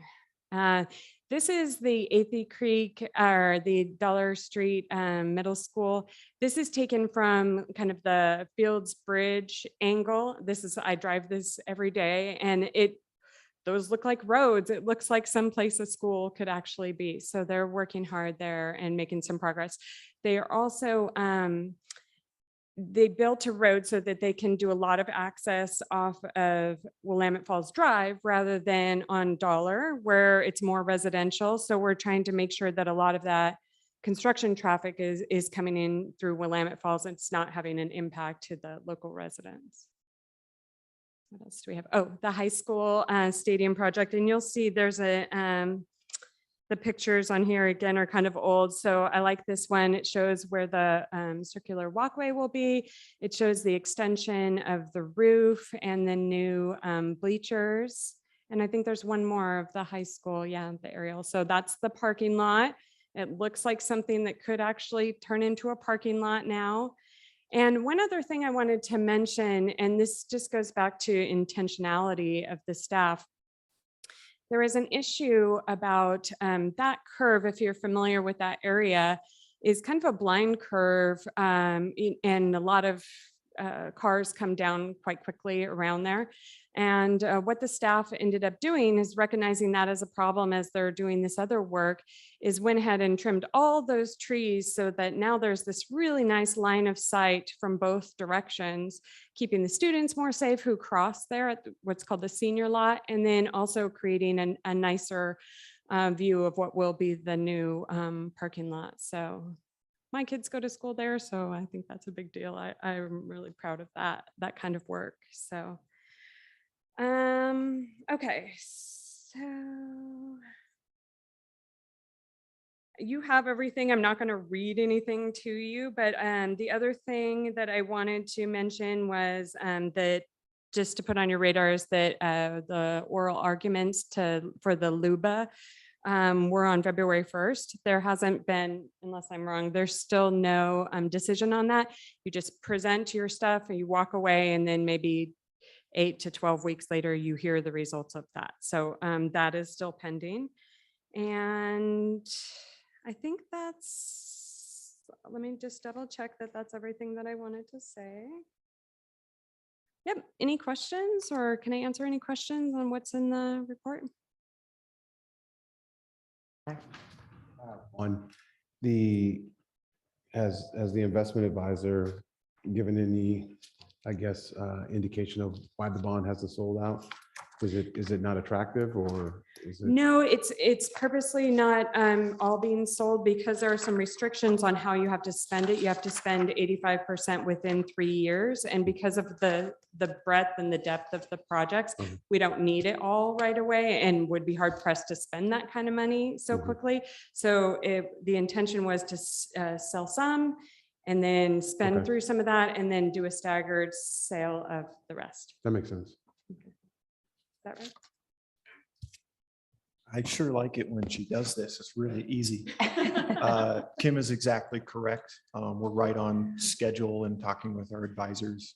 We're considering potentially this fall to sell the remaining bonds, and that'd be an appropriate time to make sure that we don't have a cash flow shortage, but also that we have enough time to complete the work and spend the money before those arbitrage requirements come through. Is a raise in the Fed rate affect our muni bond at all? I'm not certain exactly of the connections between those different things. I do know that there's a certain extent to which economic tensions cause investors to move towards bonds as a relatively safe investment, and that it sometimes financial uncertainty actually benefits bond sales. We talked to our investors about potentially trying to do a sale this spring, and the schedule just didn't quite work out to do that, but it was actually a quite favorable time had we been able to accommodate that. And so they're always very hesitant to predict because they're financial advisors, and they're, people are taking, relying as a legal term on what they're saying. They won't tell you what things are going to look like tomorrow. They'll tell you what it looks like today. So we expect to be talking with them in the next month or so about, okay, what does our timeline look like? What kind of ramp up? What kind of work does it take? Just so that we're reaffirming what we learned from the prior go around, to make sure that we're prepared at the time we're looking to sell the bonds. And we have no financial obligation to either that firm or any buyers until the moment we pull the trigger to actually perform the sale. And so if financial conditions change as we're ramping up towards the sale, we're able to take an off ramp, pull to the side, wait, and consider when we might sell. And we'll have probably a year to sell them before there's a cash flow potential concern there of making sure we've got enough money in the bank to pay bills. So we're in a very good place around that. Thank you. Yeah. Any other questions? I just want to oh, I'm sorry, go ahead. I just wanted to make a quick comment that your unbridled enthusiasm for capital projects is so appreciated. And serving as the liaison to this committee, I really appreciate how you train up and onboard new members and then keep that enthusiasm going. So thank you for that. I think these types of projects are what gets communities excited and mobilized around our school district. And so all of that enthusiasm is appreciated. And then to our facilities staff, thank you for all of the outreach you do in the community, especially on more complex projects, that have weather impacts. The work you do as ambassadors is really appreciated. And I know it takes diplomacy and communication skills, and it's really appreciated. So thank you for bringing all of those really important kind of human empathy skills to developing at our capital projects. It's really, really important, and it's really appreciated. Second that. And I just want to remind the public listening that Ms. Jordan is a volunteer. And so that entire report that that's how great the volunteers are that we have in this district. And I have always said that I think one of the many things that makes our district special is the amazing volunteers that we have. And so you are one of those that, you already work full time, and then to come here and, to be prepared to make that kind of report. So again, thank you for your enthusiasm. Thank you for your work. We really appreciate you. Thanks. So thank you. And speaking of exciting, we are moving on to our next agenda item, which is the naming of our new high school. So I'd like to invite Dr. Jennifer Spencer-Iams up. And Mr. Nick Chafin, who will be the principal of who is the principal, not will be, is the principal of our third high school. That's right. Absolutely. Well, thank you. We are indeed excited to be here today and connect with you. And I'm really excited that Principal Schmidt and Principal Mena are in the audience as well, because we really think of this as a team effort, high school teams all working together. And we know that having a really robust, exciting, welcoming, wonderful third high school is part of the plan of supporting West Linn and Wilsonville continuing to have sustainable programs as well, and working with their capacity. It was exciting to hear Michelle Quinn present tonight, and to hear Dr. Ludwig really take a moment and call out how beautifully she's brought forward the spirit of Arts and Technology High School, which has had a wonderful history and mission in our district. And it is finishing gracefully and beautifully for the students involved, and under the leadership of Principal Chapin this year. So we know how important that school has been. And we also know how important it is to develop a new identity and new culture that will start with a new name of our new high school. So before you today, just to remind our public, we first came to you back in December and talked about our board policy allows our school board to select the name of the new schools. So we also, in the spirit of our school board, always involving our community in such beautiful ways, suggested a process where we opened up to suggestions from throughout the community. And we received, Andrew might know, 256 suggestions for names for our new high school. Some of those came in just through the website after people heard we had opened it up. Some of them came when Principal Chapin did some visits. Maybe you could describe those visits to the middle schools. Well, yeah, so we attempted to go to lunchtime at the middle schools, but reaching every student is a little more challenging. And so we ended up doing a video outreach that they could play in each of their homeroom classes to try to reach as many students as we could. And so that students felt like they had a voice in that process. And so it's been fun to start to go back to the middle school now that they've seen the video and they can connect me to that place. And so it's been fun to start to meet students in a different light. So using that opportunity to develop more excitement for potential students coming in the fall of 2023. So after we had all of those 256 submissions, we gathered a terrific representative group that included some staff from our middle schools, high schools, some community members, some students, long-term staff. Yes.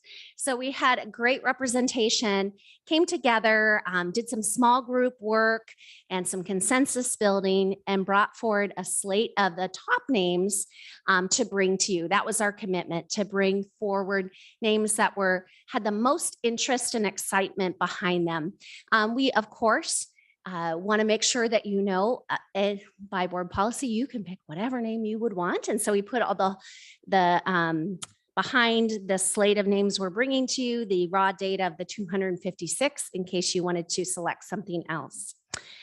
So we have this slate for you, and the process that we have outlined and proposed for you is that we would give that to you and then give you about 5 minutes to just review those individually, or as long as you feel is needed, Vice Chair Thompson.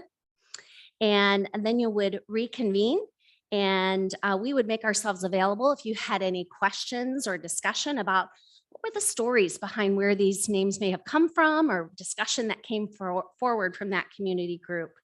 And then suggesting that each board member then would use the paper ballot we provided to you to write down after that discussion, where are you thinking might be those top choices, and turn those in then to Vice Chair Thompson, who will collate, calibrate, share that information back out. There's no requirement that it's a strictly numerical vote, but it's more of a sense of where is the consensus beginning to build from you as a group. And then at any point, you could start to entertain motions towards a particular name as you notice something beginning to emerge there. So that is the process that we have outlined for you in more detail in the board memo. And Principal Chapin, did I miss anything? I think so. I think that's good. Okay. So just to clarify, while you have access to the 256, it's this sheet in your packet that is the recommended slate for the board that the committee has taken from the 256 and believe these are the vetted choices. Then, so you're choosing from the pink sheet here. I know you've got several pages in your packet, but this is the one that you would be working from. And if there's any questions about the names or the context for any of these, both Jennifer and Nick are here to give you a little bit more of the conversation that happened with the committee and why they came up with these 7. What we'll go ahead and do now is take at least a 5-minute recess, and I'm going to give my fellow board members and myself a time to just digest and read through the names, read through kind of what the connection was and why they were suggested. And then we will reconvene. And then at that time, if you have questions, that you would like to go ahead and ask.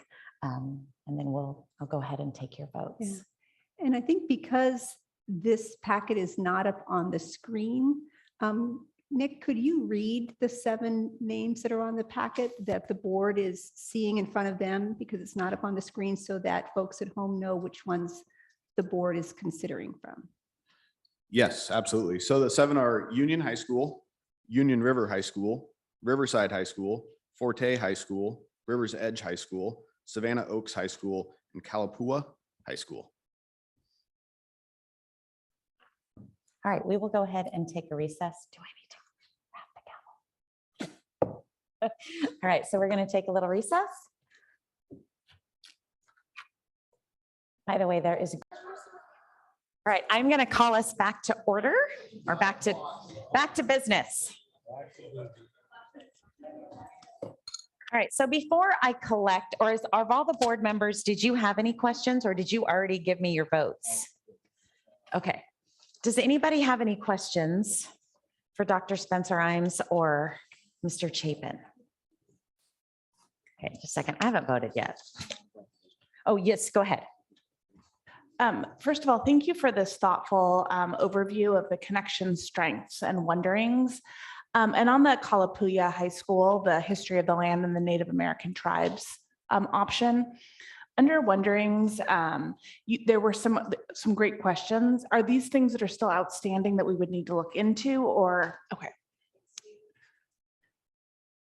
We've had put out some feelers to who we thought would be the appropriate people to try to explore some of these components, and have not yet been able to connect with those folks. So those are outstanding questions. Thank you.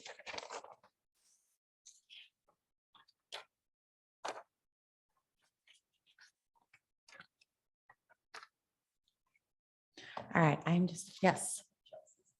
Yes, I have them, yeah. All right, so I'm going to do just a little tallying.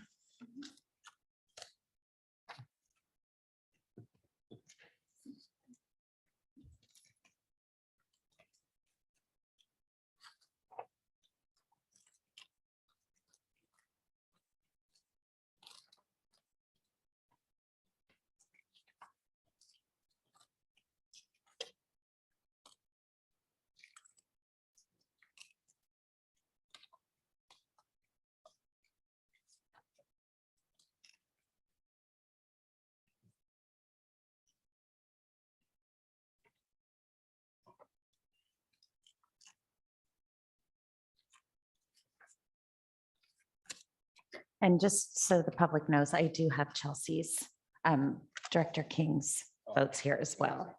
Yes, yes. So I will tally those in as well.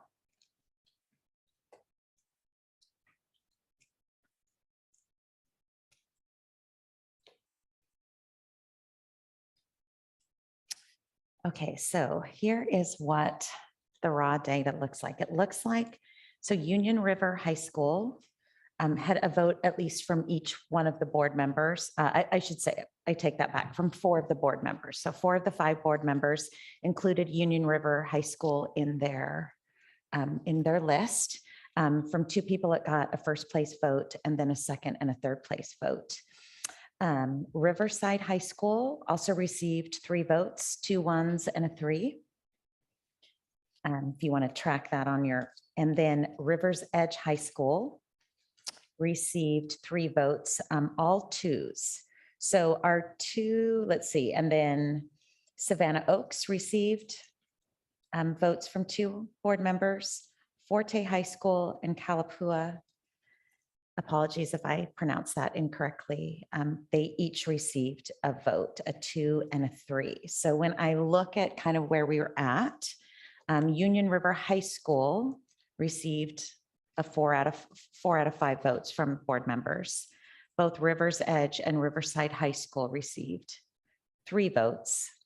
And again, Riverside, 2 of those were 1s. So I want to remind the board at this time. Chair Thompson, just to clarify, did people consider choice A, B, and C as rankings, or just 3 various that is choices? a good question, because I consider them as 1, 2, and 3. So I guess I should ask that. Oh. One, okay, 1, 2, and 3. And I believe Chair King's, This is not. where did I put it? I believe she told us Okay, in her message. She just gave us 3. okay. So I do have it written as 1, 2, 3, but that's just how you designated it. Correct. Okay. She did not say She may not ABC. have. She just gave the 3. So I was correct in understanding that the rest of the board members did a 1, 2, and 3. Okay. Correct. So I just want to remind the board at this time, kind of the procedure we're going to follow. So I've kind of let you know what the tally was. So it looks like kind of the top ones were Union River High School, Riverside High School, Rivers Edge High School. Those were kind of our top 3, not that you can't make a motion for one of the others.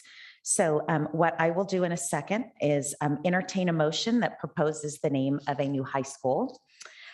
Keep in mind, if the motion is not seconded, so let's say a board member brings up something and it's not one that you're going to vote for, it does not have to get a second.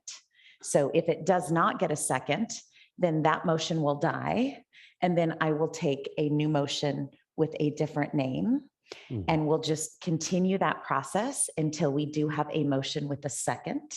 And then we will vote. Keep in mind at that time as well, you do not have to vote for that name if you don't want to. So I just want to make sure everybody's clear on that process, that make a motion, we don't have to second it. Yes. Is our goal unanimity? That is a good, is our goal. Is our goal to be unanimous? It always helps. And it may be that in your discussion, which I think you should have before a motion, is that you hear more from each other around where you think you're going in terms of perhaps a name and emotion. So I would spend some considerable time in discussion about your choices and why you're leaning a certain way. So procedurally, normally we do a motion first and then a discussion, but this time you probably do the discussion first before we make the I motion, think because correct? you've set up this process to have the motion lead actually towards the vote, I think you should probably do a discussion first. Thank you for that clarification. I'll start since Yes. I'm on the left or the right for the audience. I had a 1A and a 1B, and so Union River was my 1A or 1B. And so I like it because there is a Union High School in Washington, but there isn't a Union River High School. I like some of the wording that was put in here as far as how it's joining the 2 communities. And for me, we have a Riverside High School in Washington. We have Riverdale up the street. There's a lot of river schools, so it wouldn't differentiate us from someone else in the spirit of athletics. Since I'm an athlete guy, I'm not athletic anymore. So my vote, and if I make a motion, it'll be for Union River High School. You. Did anybody else want to make a comment? And I would be sorry, go ahead, Director Sloop. I like Union River because by breaking it up, Union just unifies West Linn-Wilsonville, and also River, between the 2, we've got Tualatin, Willamette, and the Clackamas River. And it does set apart from any confusion of any of the Union high schools out there. So I think it just has a nice ring to it, Union River. So that would be my vote. And I was going to add, there was some history under Union High School, that this was the first name of West Linn High School in 1917, when Bolton, Willamette, and West Linn were 3 different districts, and Union was meant to unify the 3 communities and 1 school district. So I like that there's that historical tie, but I like the Union River because it is, again, it talks about the unification of our district and the rivers, but also there are other Union high schools out there. And so it again makes us unique. So I appreciate that history behind that name as well. So it sounds like we're ready to entertain a motion. Director Taylor, did you have a motion? I move to approve the new high school name of Union River High School. Yes, that's my movement. Thank you. Is there a second? Thank you. It has been moved by Director Taylor and seconded by Director Wyatt that we name our new high school Union River High School. Ms. Douglas, will you call for the vote? Joyfully. Louis Taylor, Aye. Kelly Sloop, Aye. Christy Thompson, Aye. Kirsten Wyatt. Aye. We have a name. One question, do we Yes. know which community member actually came up with that? Is there a way Oh, to that's a find great out question. who did that to be able to let them know that their name was selected? Survey, right? Yeah, it was not a survey. We couldn't figure out if it was a student or a community. Oh. Okay, fair enough. Well, Mr. Chapin, you are now the principal of Union River High School.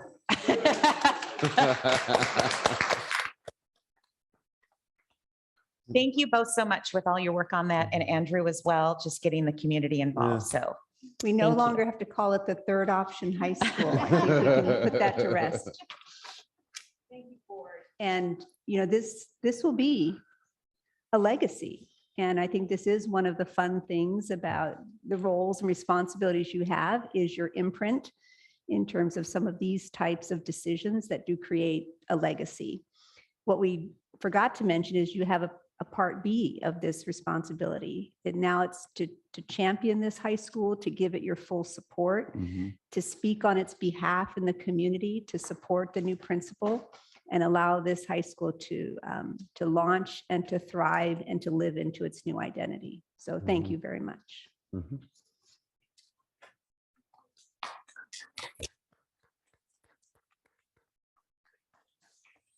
all right, we are going to move on to board business now, and we are going to start. Director Sloop, Director White, I'm not sure which one of you wants to present the letter to the governor. And I believe we have that in front of us. Nope, that's right here. I'll pass it. Oh, which, oh, okay, no, sorry. We're going to get to that next. Oh, sorry. Slow down, Turbo. I'll just start and then you can. So this is just a continuation of the letter that was presented at the last board meeting. Kirsten and I met after because we wanted to have just a unanimous, hopefully a unanimous vote to present to the governor. And so with the revisions, we actually had to update it recently because we wanted to have more of just the local control. And then when the updated metrics came out, the local control was placed with the public county health with metrics in place, and then let the local school boards kind of decide what the COVID protocol would be, whether, you know, masks would be optional or continue. So Kirsten and I just revised the latest letter, and I'll just read it because we didn't get it posted to board book. Dear Governor Brown, the West Linn-Wilsonville School Board of Directors thanks you for lifting the mask mandate. We are pleased to see decision-making and metrics for any future mask wearing and COVID-19 response delegated to county public health departments. Last year, the West Linn-Wilsonville School Board unanimously supported and operated an operational framework that provided our students full-time in-person instruction. Our decision was strongly supported by district staff, administrators, union leadership, community feedback, and Clackamas County Public Health. During the pandemic, our district's relationship with Clackamas County Public Health has become stronger than ever. As we know, the local decision-making on most COVID-19 health and safety protocols is most effective for our students and families. COVID-19's Delta and Omicron variants affected our communities, and we are proud that the West Linn-Wilsonville School District remained open thanks to a committed effort by our teachers and staff. We advocate for a safe and inclusive learning environment and offer support for health and safety protocols for our schools so we can serve our students. In our district, the availability and use of rapid antigen COVID-19 tests, increase in COVID-19 vaccinations for ages 5 and up, and improved therapies and early intervention treatments have all served to lower the individual risk of COVID-19. West Linn has an 80% vaccination rate and Wilsonville has a 78% vaccination rate. We believe providing metrics and ensuring county-level public health decision-making is the most transparent way for our communities to address and understand the COVID-19 landscape as we transition. These continued county-level metrics for COVID-19 will provide an equitable and safe learning environment and ensure the success of our students and teachers. Again, thank you for lifting the mask mandate and thank you for providing local county public health oversight to allow our students to thrive. Respectfully, the West Linn-Wilsonville School Board of Directors. Thank you, Kirsten.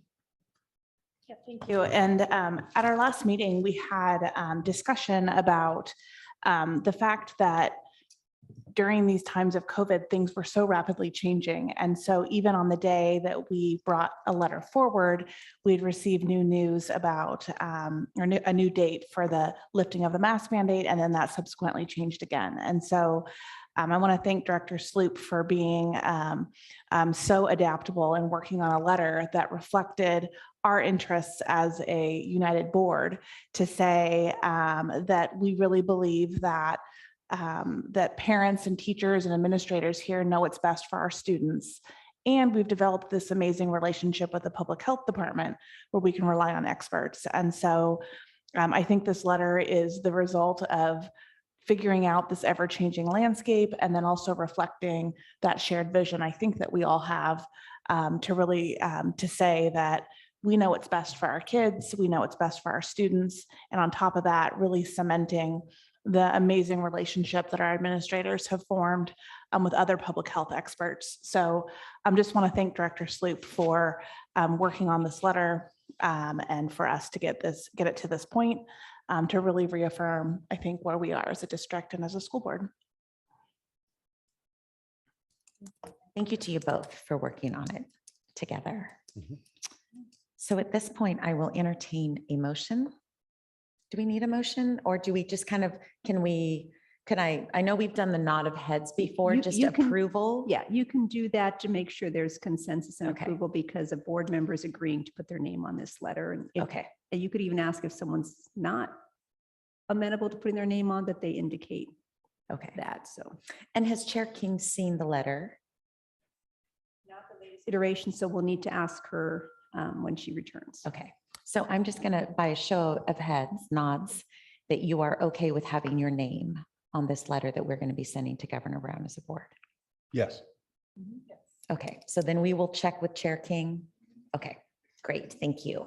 Thank you both again for your work on that. All right, now, I'm sorry. Go ahead, Director Sloop. One question we had, if Chair King is okay with this letter, would it be possible to put it on the West Linn-Wilsonville letterhead? Yes, we can. Okay. Yeah. We can also post it on our website. I thought that was probably what we want to do as a communication from the board. If you, and Andrew will mention in the board briefs, which he sends out after every board meeting, that you've approved of this letter. And so there'll be a copy. Yeah, great. Thank you. Thank you. All right, now we are moving on to discussion about our next school board listening session, and Directors Taylor and Director Sloop met, and they're going to give us an update of kind of what they have worked on.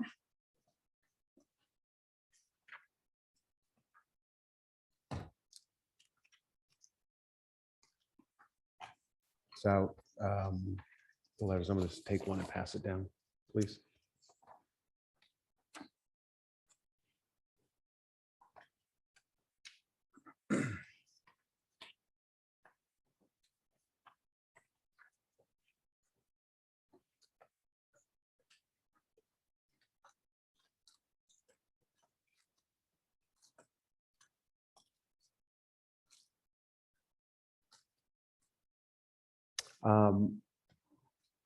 So Director Sloop, myself, Dr. Ludwig, and team all met to discuss our second board listening session. And our focus around the second session was going to be primarily to focus on middle school age kids. And so we came in with a structure that was built by Dr. Ludwig, and thank you for doing that. You made our lives so easy. And Dr. Soyson, who's here, who oversees middle schools. Well, She's oh, in the there she back. is. Barb, Okay. wave your hand. That's right. I There we didn't go. see you bad guy. So I apologize for neglecting to mention that. You were in Corvallis that day. Eugene, somewhere down south.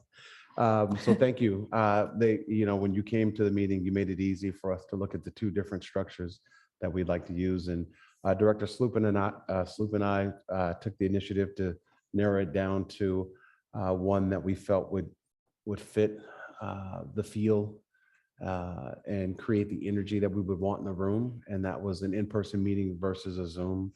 And you want me to just go through and explain what we have? So Director Sloop and I are going to host this on the evening of, we haven't chosen evening yet, but it'll be anywhere from an hour to an hour and a quarter, hour and 15 minutes. We're going to put it in one location in person, and we're going to have all 5 board members attending.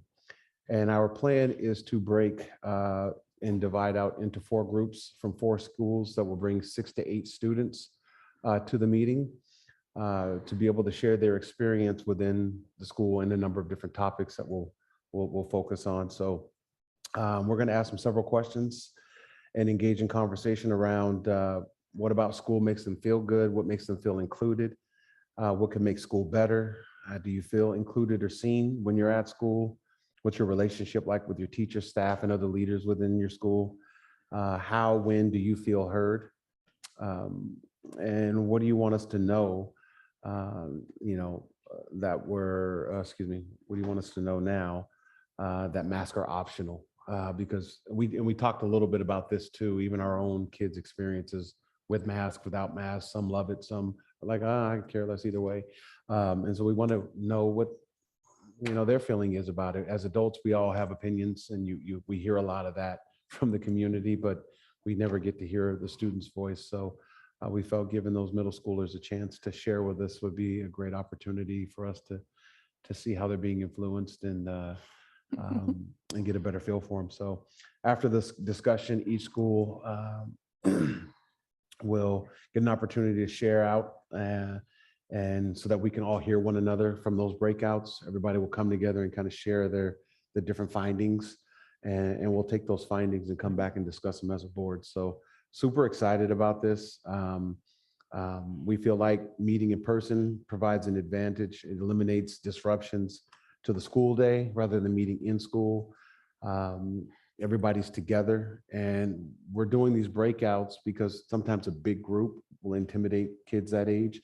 So if we break them down into smaller groups, allow them to share, not feel so intimidated by the scope of the room, it'll allow us to get more and more intentional feedback.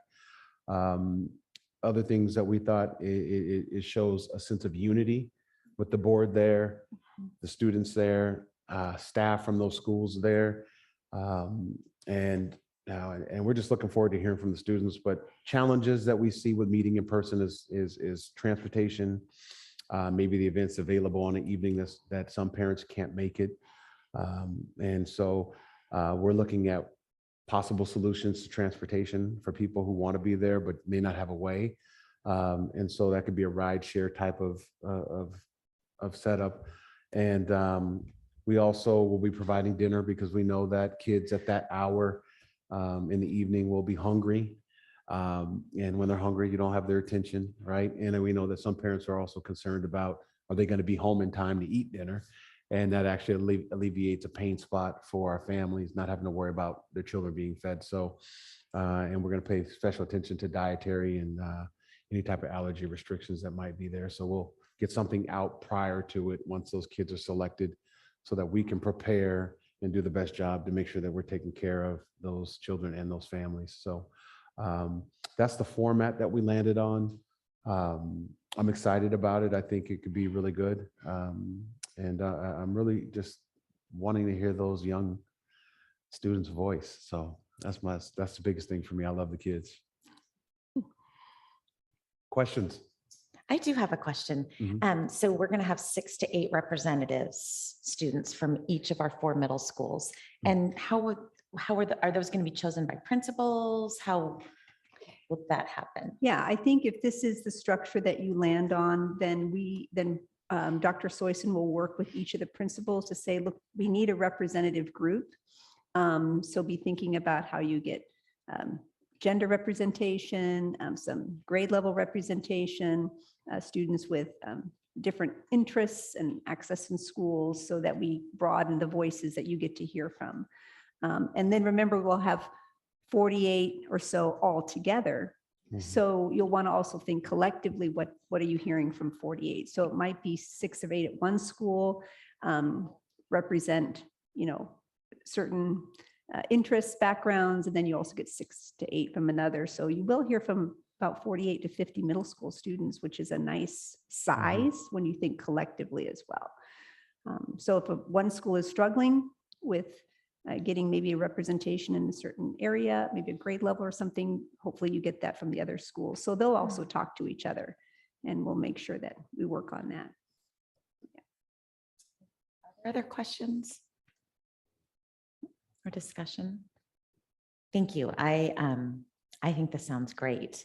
I would like to table deciding on a date, since we don't have Chair King with Correct. us. Yep. And I think it's important that, because it is going to be all 5 board members, so Right. maybe Ms. Douglas, you can do a doodle type poll at some point, so that we can find a date at a later. So we're not going to decide about that right now, but maybe just a nod that board members, that this is what we were thinking. I think it sounds great.